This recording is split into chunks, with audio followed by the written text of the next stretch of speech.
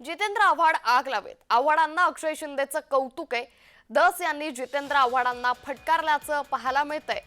तर जितेंद्र आव्हाड आग लावे असल्याचं वक्तव्य आमदार सुरेश धस यांनी मंत्रिमंडळाच्या बैठकीला जाण्यापूर्वी वक्तव्य केलंय. तर आव्हाडांना अक्षय शिंदेचं कौतुक असल्याचंही ते म्हणाले. तर सुरेश धस यांनी जितेंद्र आव्हाड यांना फटकारलंय.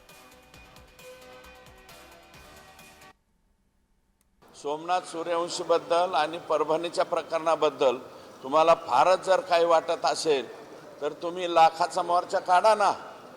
ठाण्यामध्ये काढा, मुंबईला आणून मोर्चा काढा. ते करत नाहीत तुम्ही आणि मोर्चात येतात. मुंबईच्या मोर्चात आले आणि अक्षय शिंदेचे गुणगान गाऊन माघारी गेले.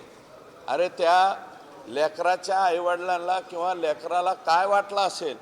अक्षय शिंदेचे गुणगान गाणाऱ्यांकडून दुसरी काय अपेक्षा करायची?